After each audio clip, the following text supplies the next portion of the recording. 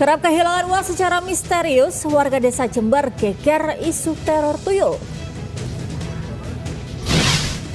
Menjajal seramnya rumah hantu sambil menikmati lezatnya hidangan Halloween.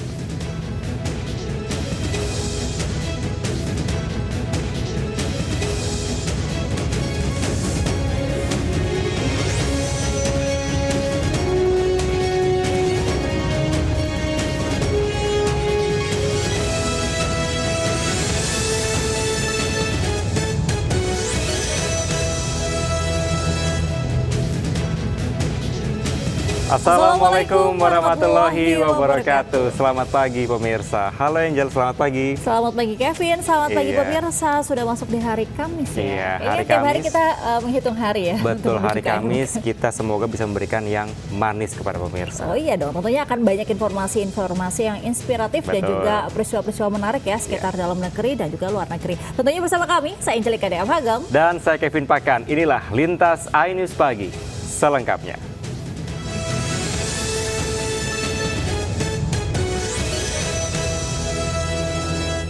Tengah berbelanja di warung kelontong, seorang nenek berusia 66 tahun menjadi korban aksi penjamretan kalung emas di kawasan Cipayung, Jakarta Timur. Ya, korban sempat berupaya mengejar pelaku namun tidak membuahkan hasil. Akibatnya korban mengalami trauma.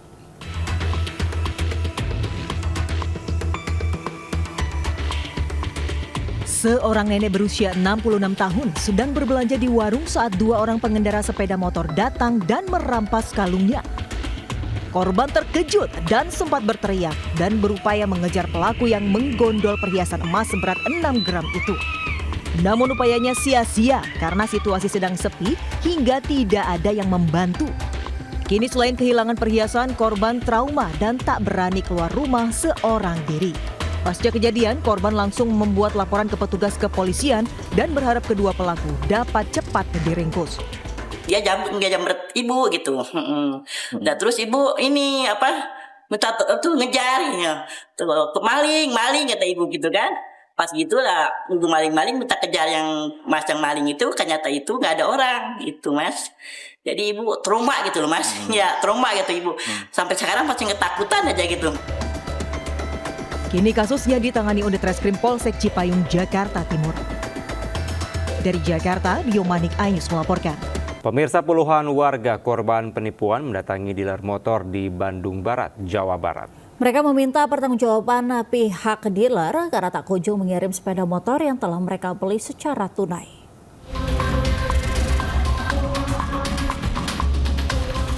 Puluhan warga asal Kabupaten Bandung, Jawa Barat mendatangi sebuah dealer sepeda motor di kawasan Padalarang. Mereka meminta pertanggungjawaban pihak dealer karena tak kunjung mengirim sepeda motor yang telah mereka beli secara tunai. Para pembeli mengaku sudah menunggu berminggu-minggu, bahkan ada yang sampai berbulan-bulan, namun sepeda motor tak kunjung datang.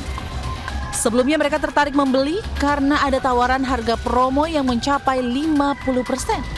Setelah dimediasi petugas kepolisian, pihak manajemen berjanji untuk mengembalikan uang konsumen. Memang unitnya, memang ide sebagian, sebagian juga ada. Tapi ya itu dia sering berkelit, katanya barangnya belum ada atau ada kenapa aja lah. Kita buat jadwal untuk verifikasi secara daftarnya ya Pak ya, biar supaya semuanya bisa bisa clear gitu jadwalnya, bisa kami intro ya secara persyaratan. Jumlah korban penipuan yang datang ke dealer sepeda motor berjumlah lebih dari 50 orang dengan total kerugian ditaksir mencapai 1, miliar rupiah. Hingga kini polisi masih menyelidiki kasus ini. Dari Kabupaten Bandung Barat, Jawa Barat, Yuwono, iNews melaporkan. 6 pelaku pencurian dengan kekerasan di sejumlah minimarket di Cianjur, Jawa Barat ditangkap polisi. Indonesia hasil pencurian digunakan untuk bermain judi online.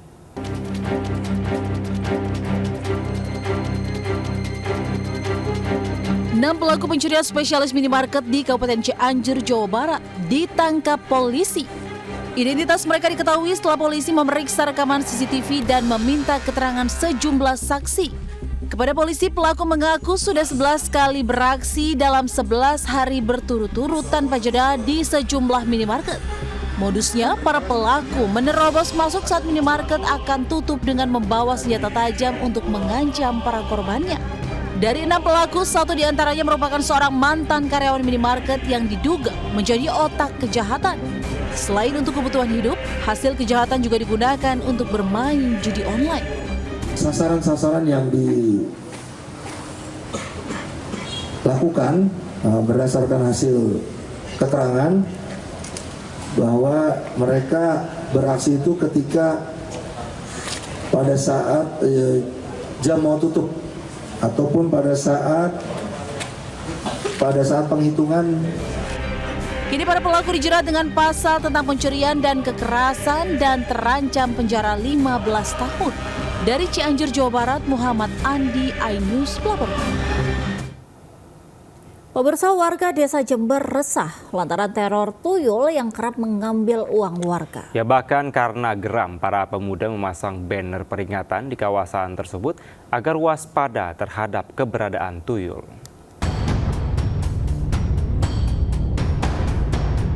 Warga desa Duku Mencek, Kecamatan Sukorambi, Jember digegerkan dengan isu kemunculan tuyul sebab warga kehilangan uang secara misterius.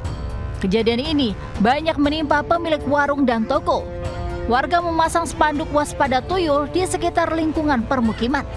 Salah seorang korban terpaksa harus mengganti uang milik warga sebesar Rp50.000 dan Rp100.000 yang dikelolanya karena hilang secara misterius. Ya takut Pak, kalau ada uang nanti hilang tidak belanja saya Pak. Lama udah Pak. Saya yang sering hilang, Uangnya orang lagi Pak. Aduh. Ya nomborin kok Pak, kok tak laku. Berapa Bu? Hilang berapa Bu? Ya 1 harinya itu hilang 100. Memang ada beberapa warga itu yang merasa kehilangan uang. 100, ada yang 50.000, 100.000 seperti itu. Cuman kepastian itu diambil sama tuyul ini kan juga belum pasti. Warga pun dihimbau waspada meski teror tuyul ini belum bisa dipertanggungjawabkan kebenarannya.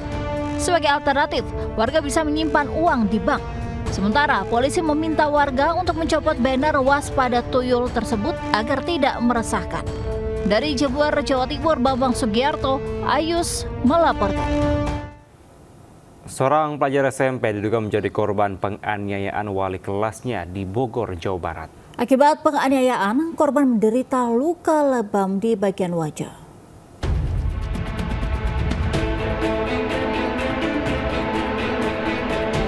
Didampingi orang tuanya, MLI 14 tahun, pelajar SMP PGRI 11 Kota Bogor yang diduga menjadi korban penganiayaan wali kelasnya mendatangi unit PPA Polresta Bogor Kota.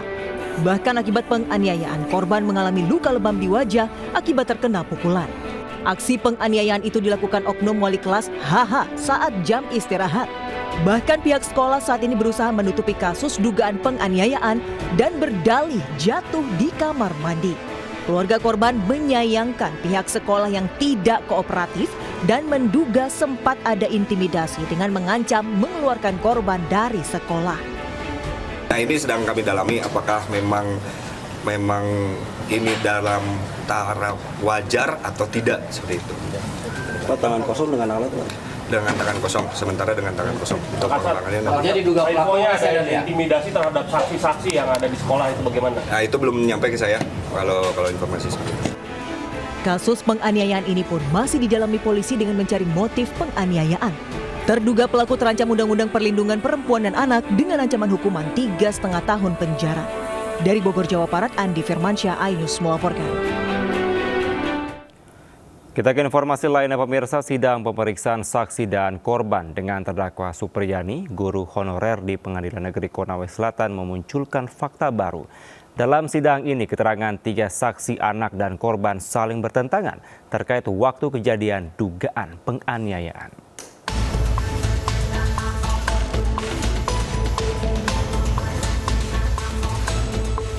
Sidang lanjutan kasus guru honorer SD Negeri 3 Baitu Konawe Selatan, Supriyani, dengan agenda pemeriksaan saksi berlangsung di Pengadilan Negeri Andolo, Selasa siang. Jaksa penuntut umum menghadirkan 3 saksi anak dan korban yang merupakan murid kelas 1A SDN 4 Baitu Konawe Selatan. Ketiga saksi anak termasuk korban yang merupakan anak polisi berinisial D menyampaikan keterangan yang saling bertentangan terkait waktu kejadian hingga adegan pemukulan.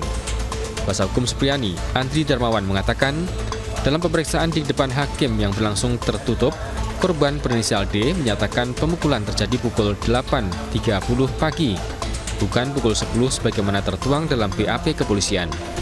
Sementara itu, seorang saksi menyampaikan bahwa penganiayaan dilakukan Guru Supriyani pada pukul 10, sedangkan satu saksi lain menyatakan tidak tahu. Andri juga melihat kejanggalan terkait keterangan tiga saksi mengenai posisi berdiri anak Aibda Wibowo ketika dianiaya Supriyani, yang terhalang di antara meja dan kursi korban. Semua keterangan dari saksi anak semua tidak benar. Tidak benar bagaimana? Memang tidak ada kejadian itu. Tadi terungkap fakta bahwa katanya Dalva dipukul itu lagi dalam posisi berdiri kan? Posisi berdiri, di depannya ada meja dan di belakangnya ada kursi, kan? Nah, kursi itu setinggi bahu kalau dia duduk. Jadi kalau dia berdiri, kursi itu tentu menutupi pahanya kan? Nah. Supriyani, guru honorer di Konawe Selatan, menjalani persidangan di Pengadilan Negeri Andolo dengan dakwaan melakukan penganiayaan terhadap siswanya yang juga anak seorang polisi menggunakan sapu. Sedangkan terdakwa menyatakan tidak ada tindakan penganiayaan. Majelis Hakim Pengadilan Negeri Konawe Selatan masih akan melakukan sidang pemeriksaan terhadap 5 saksi lain, yakni orang tua korban dan guru di SDN Negeri 4 Baito, Konawe Selatan. Dari Konawe Selatan, Mukhtarudin, iNews melaporkan. Sejumlah pekerja seks komersial ditangkap di kawasan Kemayoran, Jakarta Utara. Para korban diimingi diberikan pekerjaan di bidang perhotelan.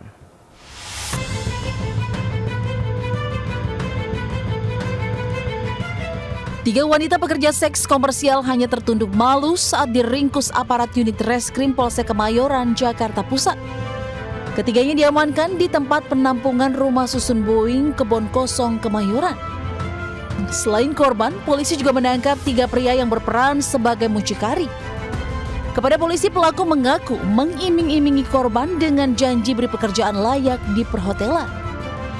Namun setelah korban tiba di penampungan, para wanita muda ini justru dijadikan pekerja seks komersial.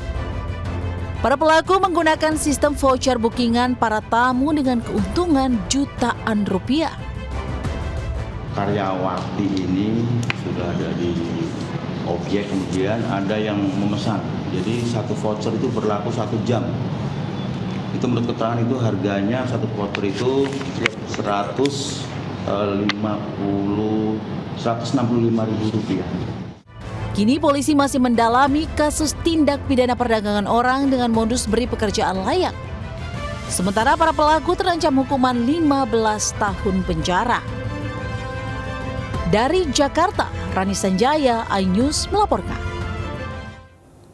Dipicu cemburu, seorang pria bakar rumah mertuanya hingga menyebabkan kebakaran permukiman di kawasan Bontoala, Makassar, Sulawesi Selatan. Pelaku ditangkap saat sembunyi di kawasan Jalan Muhammad Yamin Baru.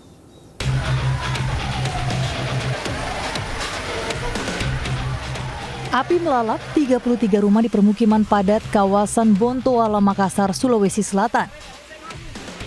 Dari hasil penyelidikan, kebakaran ternyata disengaja dan dilakukan MR, 36 tahun, karena cemburu dan menuduh istrinya berselingkuh dengan pria lain.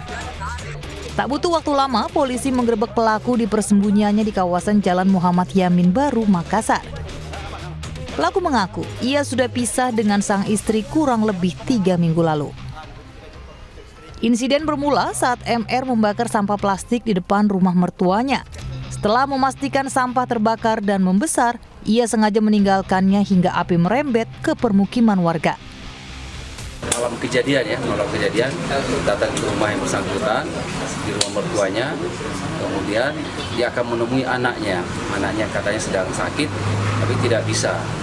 Kemudian yang bersangkutan menunggu di luar, bertemu dengan tetangga dari rumah mertuanya ini, di TKP itu. Hingga kini polisi masih mendalami kasus ini dengan dugaan kesengajaan membakar rumah mertua yang mengakibatkan 33 rumah hangus terbakar. Dari Makassar, Sulawesi Selatan, Muhammad Nurbone, iNews melaporkan. Pemirsa, kebakaran melanda kabel internet yang terpasang semraut di Jalan Haji Kelek, Kebonjeruk, Jakarta Barat. Kobaran api turut menyambar kabel milik PLN.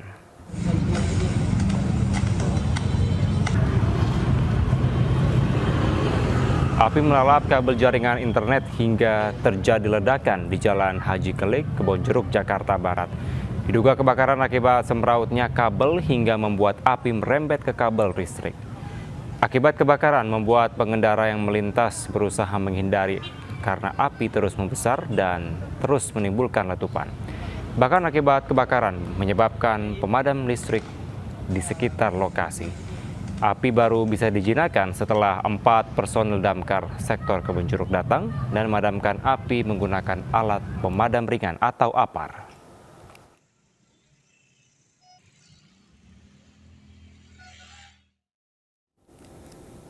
Sementara akibat gas LPG bocor, 5 rumah kontrakan hangus terbakar di Cilegon, Banten. Dalam kebakaran itu, 2 orang terluka.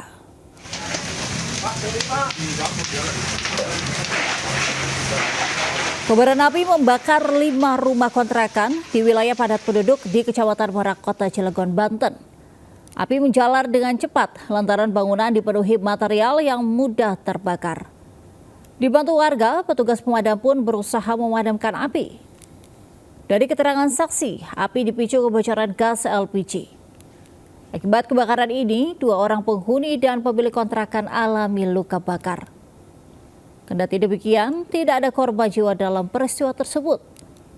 Api padam setelah tim pemadam menerjunkan 4 unit mobil pemadam kebakaran beserta 7 unit kendaraan pemasok air.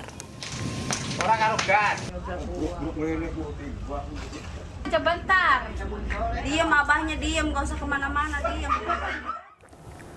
Pemirsa, sering memasukkan pria ke dalam rumah. Seorang remaja perempuan digerebek warga di Bukit Tinggi, Sumatera Barat. Mirisnya, pelaku nekat mengelabui orang tuanya agar pacar bisa masuk ke rumah.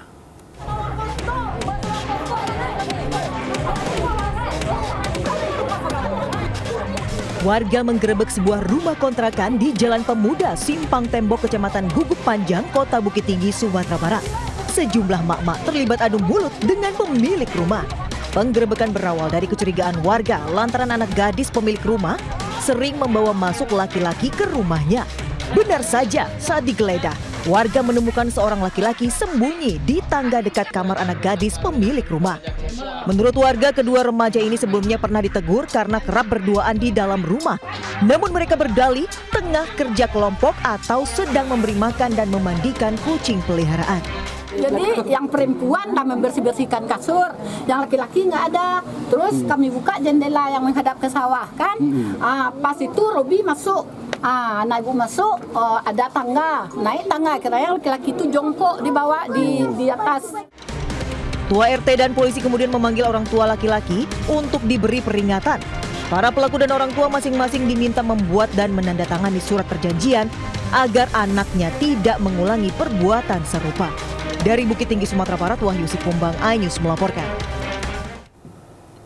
Pemirsa, seorang pimpinan pondok pesantren ditangkap karena melecehkan 11 santri dan 1 santriwatinya di Jambi. Ya, aksi bejatnya terungkap setelah korban mengeluh sakit.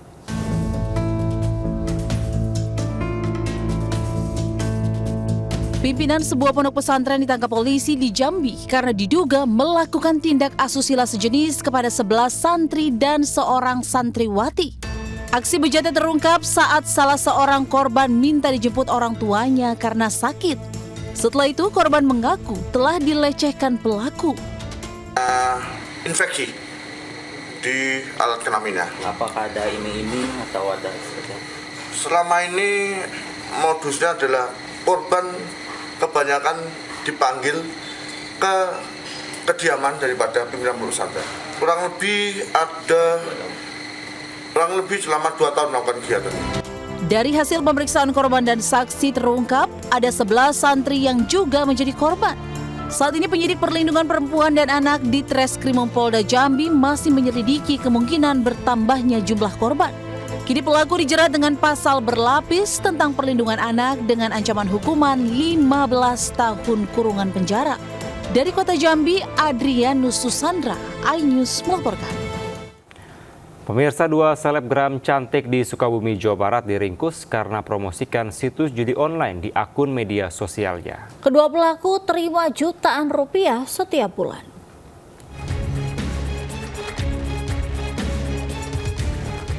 Dua selebgram berinisial SAP dan FN digiring anggota Satreskrim Polres Sukabumi, Jawa Barat. Kedua gadis berusia 18 tahun ini harus berurusan dengan polisi lantaran diduga telah mempromosikan situs judi online di media sosial. Mereka mengunggah endorsement iklan dari situs judi online sebanyak 2 kali sehari dengan imbalan 1 juta rupiah setiap bulannya. Kepada polisi mereka mengaku hasilnya digunakan untuk memenuhi kebutuhan sehari-hari. Kini polisi masih menelusuri keberadaan admin situs judi online yang menggunakan jasa kedua tersangka. Orderan dari admin situs judi online, kemudian mempromosikan situs tersebut setidaknya 2 kali dalam sehari di snap Instagram yang dimiliki. Pada saat sekitar 12.00 yaitu tengah malam, admin memberikan iklan untuk dimuat. Keduanya dijerat Undang-Undang Informasi dan Transaksi Elektronik dengan ancaman hukuman 10 tahun penjara. Dari Sukabumi, Jawa Barat, Budi Setiawan, iNews melaporkan. Pemirsa, 1 unit mobil dan motor yang tengah terparkir ringsek tertimpa pohon tumbang saat hujan angin di Bondowoso, Jawa Timur. Ya, sementara di Subang, Jawa Barat, 31 rumah rusak diterjang angin kencang.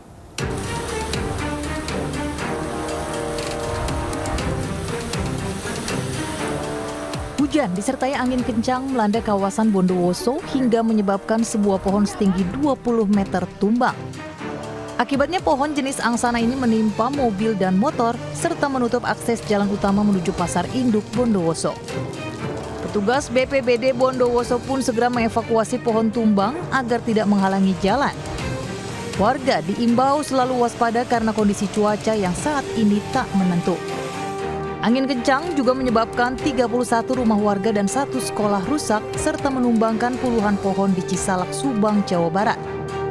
Akibat kejadian ini, 1 rumah warga nyaris rata dengan tanah akibat tertimpa pohon tumbang. Beruntung tidak ada korban dalam musibah ini.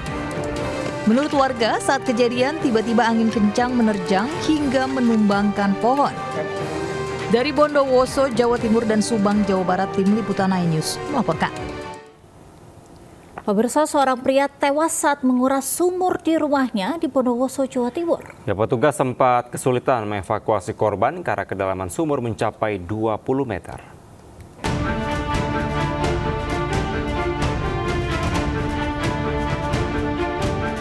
Warga Dusun Duko di Bondowoso, Jawa Timur digegerkan dengan tewasnya Nadine, 47 tahun dalam sumur di rumahnya. Petugas pemadam berupaya mengevakuasi korban yang berada di kedalaman 20 meter. Namun upaya itu terkendala karena diameter sumur yang sempit. Petugas juga harus mengantisipasi adanya gas beracun di dalam sumur. Basarnas, Brimob dengan Inafis Polres Bondowoso. Korban ini dipastikan meninggal ya? Dipastikan meninggal. Jadi dia mau naik, tidak mampu karena tidak ada oksigen, akhirnya jatuh lagi. Setelah 4 jam, jasad korban akhirnya bisa diangkat ke permukaan. Untuk keperluan otopsi, jenazah kemudian dibawa petugas ke Rumah Sakit Bayangkara. Dari Bondowoso, Rizky Amirul Ahmad, iNews melaporkan. Pemirsa, sebuah acara menginspirasi dan membangkitkan semangat kewirausahaan anak muda digelar salah satu produk asuransi di Jakarta. Diikuti ribuan peserta, ajang ini diharapkan semakin menumbuhkan mental wirausaha yang tangguh secara mental dan finansial.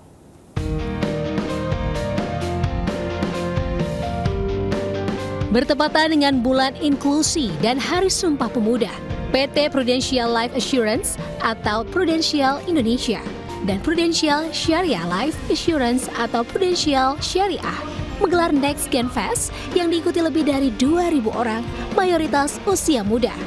Prudential Indonesia maupun Prudential Syariah turut memperkenalkan komunitas Prudential bernama Genpro.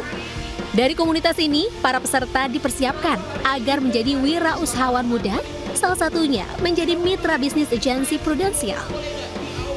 Buat untuk mewadahi para generasi muda kita untuk bisa memastikan bahwa mereka itu bersama-sama dalam komunitas yang mempunyai visi, misi yang sama untuk membangun masa depan mereka dengan percaya diri dan mempersiapkan diri mereka secara mental maupun mempersiapkan diri mereka untuk membangun bisnis bersama Prudential. Lebih meningkatkan literasi keuangan, lebih meningkatkan awareness ya, terutama terhadap keuangan syariah. Karena makin banyak istilahnya Gen Z dan milenial yang juga mempunyai affinity terhadap produk-produk syariah, sehingga kita perlu lebih banyak lagi memperbanyak literasi keuangan khususnya untuk proteksi berbasis syariah. Acara ini merupakan komitmen Prudential Indonesia dan Prudential Syariah dalam memberdayakan anak-anak muda, memberi literasi keuangan, sekaligus menciptakan calon-calon wirausahawan yang tangguh secara mental dan finansial yang berkah. Pemirsa, Ketua DPC PDI Perjuangan Kabupaten Bekasi yang juga merupakan Wakil Ketua 2 DPRD Kabupaten Bekasi ditetapkan sebagai tersangka suap oleh Kejaksaan Negeri Kabupaten Bekasi. Oknum Wakil Ketua DPRD tersebut diringkus 1 hari pasca dilantik.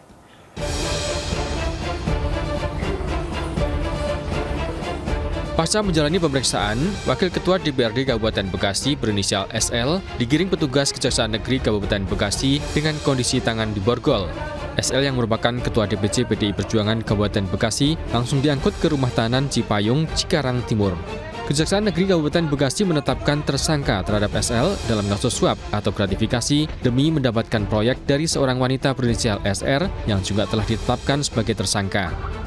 Kabupaten Bekasi, jaksa penyidik pada saksi tindak pidana khusus Kejaksaan Negeri Kabupaten Bekasi melakukan penetapan tersangka terhadap saudara SL. Bahwa tersangka SL diduga melakukan tindak pidana korupsi, penerimaan gratifikasi dan atau suap oknum anggota DPRD Kabupaten Bekasi. Selain menetapkan 2 tersangka, Kejaksaan Negeri Kabupaten Bekasi mengamankan barang bukti 2 unit mobil yang diserahkan tersangka SR kepada SL saat menjabat sebagai Wakil Ketua DPRD Kabupaten Bekasi periode 2019-2024. Dari Kabupaten Bekasi, Jawa Barat, Didit Junaidi, iNews melaporkan. Menteri Koordinator Bidang Infrastruktur dan Pembangunan Kewilayahan Agus Harimurti Yudhoyono berkunjung ke gedung Kementerian Perhubungan. Kunjungan ini merupakan rapat kerja dengan jajaran Kementerian Perhubungan untuk membahas program kerja 100 hari, di antaranya proyek infrastruktur yang terkait konektivitas mobilisasi masyarakat. Menteri Koordinator Bidang Infrastruktur dan Pembangunan Kewilayahan Agus Harimurti Yudhoyono menghadiri pertemuan dengan Menteri Perhubungan Budi Purwakandi beserta jajarannya. Dalam pertemuan ini dilakukan pembahasan beberapa proyek infrastruktur yang terkait dengan konektivitas mobilisasi masyarakat agar dapat segera diresmikan dan dapat dimanfaatkan oleh masyarakat. Program penyelesaian proyek infrastruktur konektivitas ini menjadi bagian dari program kerja 100 hari Kementerian Koordinator Bidang Infrastruktur dan Pembangunan Kewilayahan dan Kementerian Perhubungan. Kami juga membahas beberapa program 100 hari kerja yang bisa dikatakan sebagai target jangka pendek. Ada beberapa proyek infrastruktur terkait dengan konektivitas lagi, ya, transportasi baik itu di darat, laut, udara maupun elemen dari perkereta apian yang menjadi sendi-sendi utama dari perhubungan di Indonesia saat ini.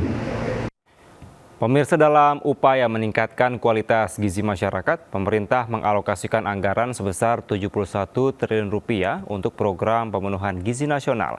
Anggaran ini diharapkan dapat memberikan dampak positif terhadap kesehatan masyarakat, khususnya anak-anak dalam menyongsong Indonesia Emas. Dari total anggaran 71 triliun rupiah, sekitar 63 triliun dialokasikan untuk program inti pemenuhan gizi, seperti penyuluhan gizi, distribusi makanan bergizi, dan peningkatan akses masyarakat terhadap sumber makanan yang sehat. Program ini bertujuan untuk mengurangi angka stunting dan meningkatkan status gizi pada anak secara keseluruhan. Pemerintah juga menyiapkan 7 triliun untuk program dukungan manajemen yang digunakan untuk memperkuat infrastruktur pengelolaan program, termasuk pelatihan tenaga kesehatan, penyediaan alat pemantau gizi, dan sistem informasi untuk memantau perkembangan program secara real-time. Badan Gizi 71 triliun itu terdiri dari program pemenuhan gizi nasional itu ada 63 triliun 356 miliar 823 juta 500 ribu rupiah, tapi juga ada program dukungan manajemennya ya, itu 7 triliun 433 miliar 176 juta 500 ribu rupiah. Kita beralih ke informasi seputar Pilkada 2024. Peringatan Sumpah Pemuda menjadi momentum bagi generasi muda untuk dapat aktif berkontribusi dalam membangun bangsa. Ya, anak-anak muda dituntut untuk lebih kreatif dan inovatif agar bangsa ini dapat terus beradaptasi mengikuti perkembangan zaman yang semakin modern.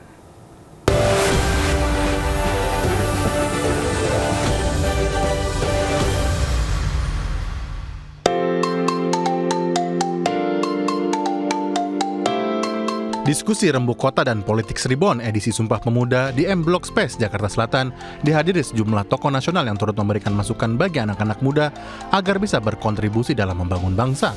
Dalam diskusi ini, Ketua Umum DPP Partai Perindo Angela Tanusudibyo mendorong anak muda agar lebih aktif terlibat dalam pemerintahan melalui jalan politik agar bisa turut serta dalam pembuatan kebijakan yang pro rakyat.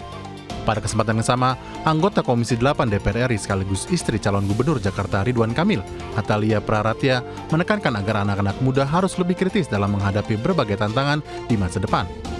Kita harus terus mendorong pemerintah ya maupun juga berbagai organisasi untuk melibatkan anak muda, orang muda dalam segala aspeknya.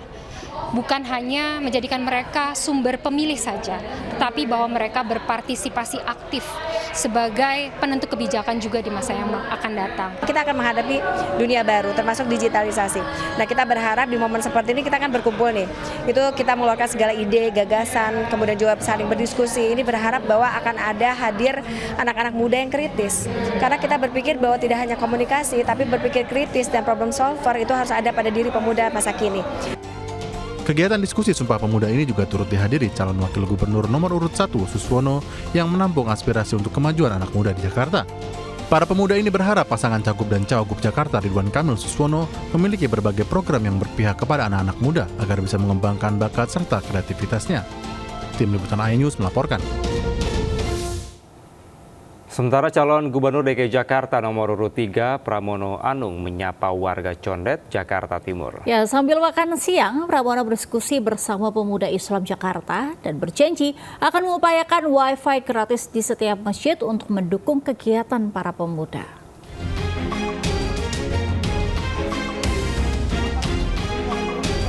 Calon Gubernur DKI Jakarta periode 2024-2029 nomor urut 3 Pramono Anung menyapa warga di wilayah Condet, Jakarta Timur.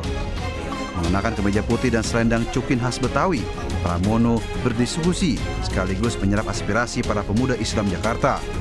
Dalam acara ini, Pramono mengungkapkan salah satu prioritas program dengan mendorong produktivitas kaum muda, termasuk penyediaan Wi-Fi gratis di masjid dan pelatihan konten digital, sehingga diharapkan mengurangi angka pengangguran. Saya yakin untuk kalau untuk Wi-Fi kebutuhan dananya kecil. Dibandingin dengan makan sarapan gratis saja pasti jauh lebih tinggi. Yang ada sekarang paradigma baru, hal yang baru, apa yang menjadi kebutuhan baru yang dilakukan oleh para Gen Z, milenial, termasuk menjadi konten kreator, menjadi hal-hal yang berkaitan dengan musik, animasi, dan sebagainya. Jadi betul-betul tempat untuk berkarya, berkreasi dengan kekinian, sesuai dengan kebutuhan apa yang menjadi kebutuhan kerjaan dan masyarakat saat ini. Dan itulah yang betul-betul sebenarnya menjadi kekuatan kita. Warga pun menyambut antusias rencana program Wi-Fi gratis di masjid karena dinilai menjadi kebutuhan penting kaum muda di era industri digital, serta mendorong kegiatan positif para remaja masjid. Kita memang berharap bahwa selama ini Mas Pram mampu memberikan sebuah program yang nyata buat remaja, buat anak muda. Tadi Mas Pram juga sampaikan bahwa akan memberikan fasilitas WiFi yang merata di DKI. Ini menjadi sebuah program yang luar biasa. Terus program-program kepemudaan juga perlu ditingkatkan. Warga pun turut mendoakan agar pasangan Pramono dan Rano Karno dapat memenangkan konstelasi Pilkada DKI Jakarta dalam satu putaran. Dari Jakarta, Elsyir Kaisi, Sito Pramono melaporkan. Pemirsa, dukungan politik mantan Presiden Jokowi kepada pasangan calon gubernur dan wakil gubernur Jawa Tengah Ahmad Lutfi dan Taj Yassin semakin terlihat jelas. Ya, bahkan pasangan ini akan ditemani Jokowi saat berkampanye.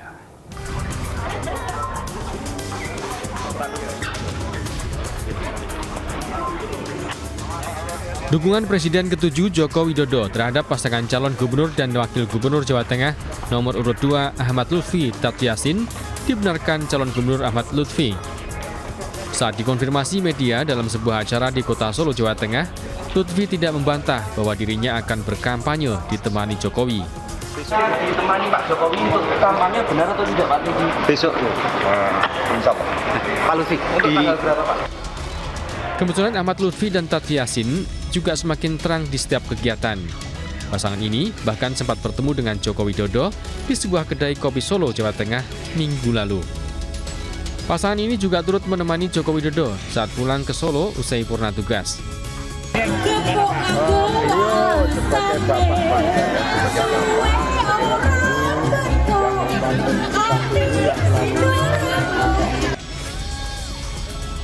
Kehadiran Jokowi bersama pasangan Cagup-Cawagup Jawa Tengah ini semakin memperjelas arah dukungannya dalam kontestasi politik Jawa Tengah. Ahmad Lutfi adalah mantan Kapolresta Solo dan Kapolda Jawa Tengah, kini bersama Taj Yassin dianggap sebagai pasangan yang sejalan dengan visi pembangunan nasional Jokowi di Jawa Tengah. Dari Solo, Jawa Tengah, Septiantoro, iNews melaporkan. Pemirsa, proyek LRT Jakarta fase 1B telah berkembang secara pesat hingga mencapai 33,45% di minggu ke-4 Oktober. Ya, Jakpro dan pemerintah Pemprov DKI Jakarta berkomitmen untuk menyelesaikan proyek LRT Jakarta fase 1B dalam kuartal ketiga tahun 2026.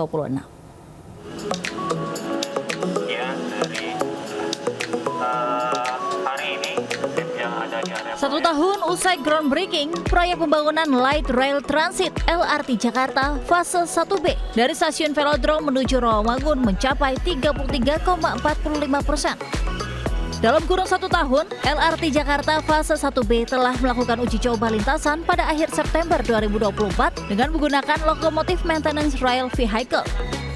Dalam memantau progres dan meningkatkan akurasi proyek, Jakpro menggunakan Building Information Modeling atau BIM yang berguna untuk mendeteksi ketidaksesuaian fasilitas. Sekarang progresnya itu sudah 33,45%. Itu kita sudah melakukan pengetesan milestone yang kita dapatkan, kita sudah melakukan pengetesan test track di first kilometer ini dari stasiun Velodrome sampai ke stasiun Rawamangun yang ada di tempat kita sekarang berdiri ini. Pemerintah Provinsi Jakarta berkomitmen menghadirkan transportasi publik untuk masyarakat Jakarta demi kemudahan mobilitas. LRT Jakarta fase 1B ini targetnya akan selesai tahun 2026.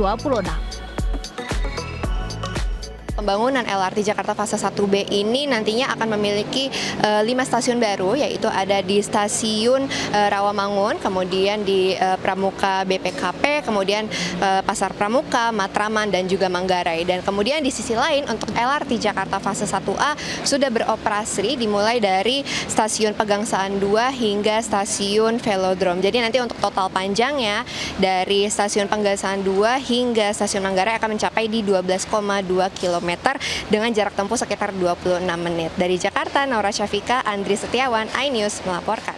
Ya, Angel dan pemirsa, nampaknya di dunia saat ini sedang merayakan Halloween ya. Iya, menarik ya, banyak acara-acara nampaknya. Betul. Nah, pemirsa, bagaimana ya rasanya menjajal seramnya rumah hantu sambil menikmati hidangan Halloween nih? Ya, keseruan tersebut dapat dirasakan dalam gelaran Halloween agak lain di kawasan Kelapa Gading, Jakarta Utara.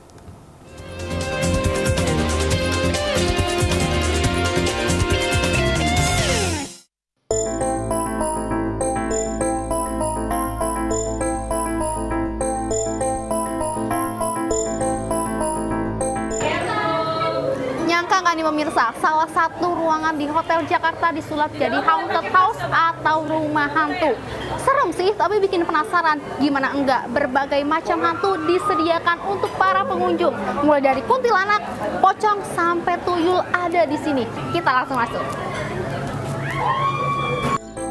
Perayaan Halloween yang digelar secara unik disambut antusias para pengunjungnya di sebuah hotel di kawasan Kelapa Gading, Jakarta Utara.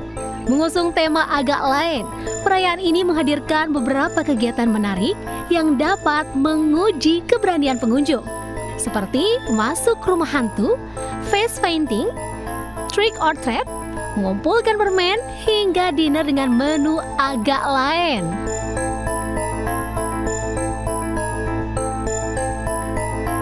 Sajian menu makanan dan dessert yang ditampilkan pun penuh nuansa Halloween yang mungkin sedikit terlihat seram namun rasanya tetap enak. Di sini ada beragam kue seram, salah satunya ada brain cake. Nah, ini itu menyerupai otak manusia. Menu brain cake merupakan bowl strawberry yang lembut dan tentunya rasanya tidak menyeramkan seperti tampilannya. Paduan bolu manis, asam, dan segar ini menjadi salah satu favorit pengunjung. Usai bermain rumah hantu, para pengunjung menikmati menu makanan bernuansa Halloween yang tersaji.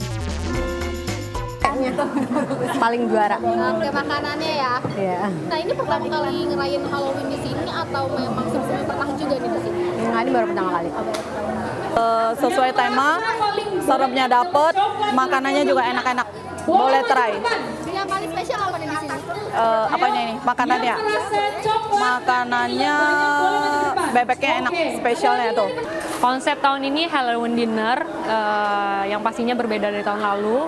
Yang berbedanya apa sih? Dari dekorasi, dari makanan yang bervariasi dan beda metodenya dan juga dekorasinya beda. Dan pastinya ada haunted house tahun ini, rumah hantu. Menikmati keseruan Halloween dengan melihat rumah hantu dan mencicipi makanan berbentuk seram dapat dirasakan sensasinya dan menjadi pengalaman tersendiri bagi siapapun yang mencobanya. Pemirsa, setelah saya coba semua makanannya ternyata enak-enak. Jadi untuk pemirsa yang ingin merayakan Halloween, mulai dari rumah hantu sampai mencoba makanan bertema Halloween, bisa datang ke salah satu hotel yang ada di kawasan Jakarta Utara. Dari saya Nisa Saib bersama juru kamera Andri Setiawan, Happy Halloween!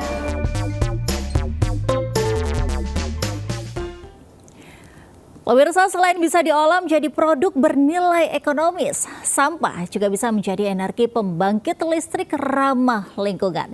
Di tempat pembuangan akhir, Kelurahan Terjun, Kecamatan Marelan, Medan, Sumatera Utara, sampah organik diolah menjadi bahan bakar pengganti batu bara co-firing demi hasilkan energi bersih.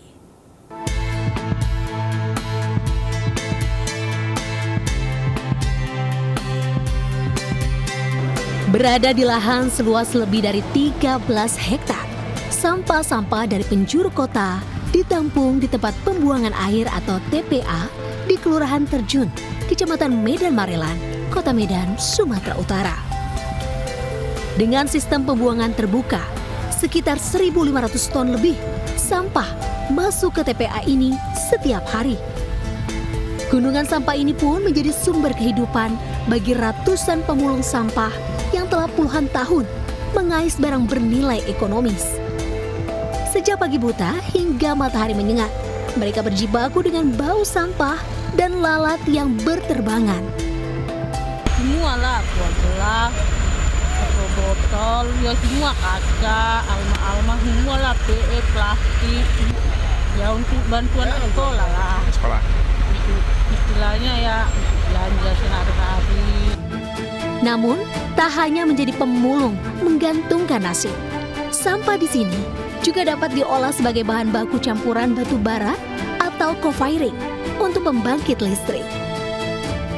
Di pabrik bahan bakar jumputan padat, BBJP Plant TPA Terjun, sampah organik seperti ranting pohon dan dedaunan diolah.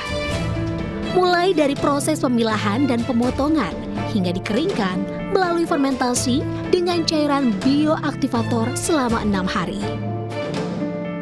Ranting dan daun yang kering selanjutnya masuk proses pencacahan melalui 2 tahap, hingga menjadi bahan bakar jemputan padat BBJP.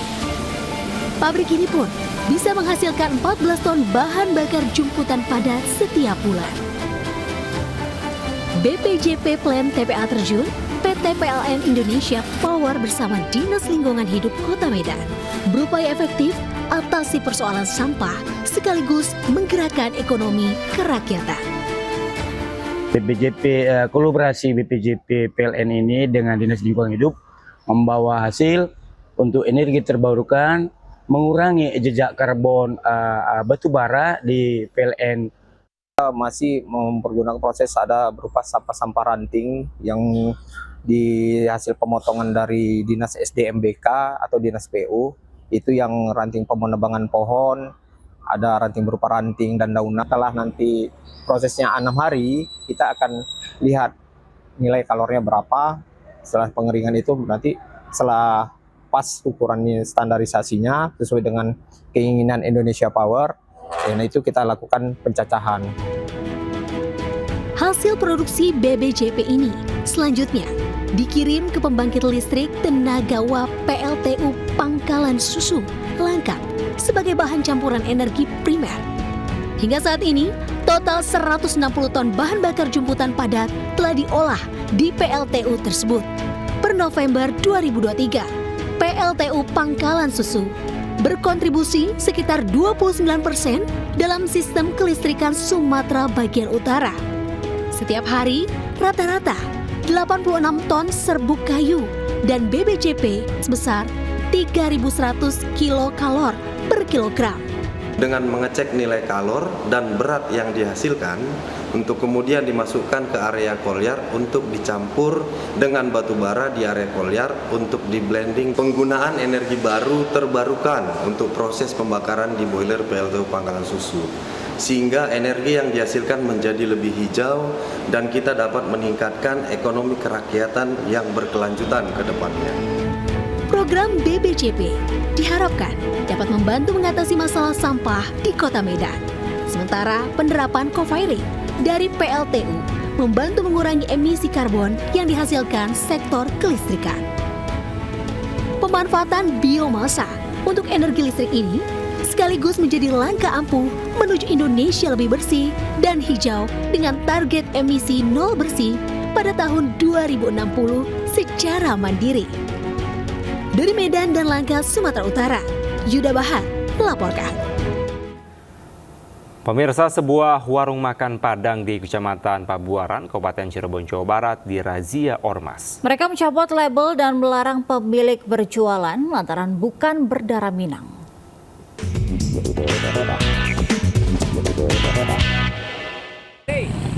Masakan Padang abal-abal. Dalam video viral, sekelompok orang dari Ormas Ikatan Keluarga Minang (IKM) merazia sebuah rumah makan Padang di Kecamatan Pabuaran, Kabupaten Cirebon, Jawa Barat.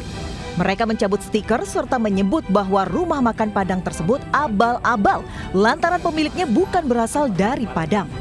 Sementara pemilik rumah makan mengaku kaget saat tiba-tiba didatangi sekelompok orang Minang tersebut.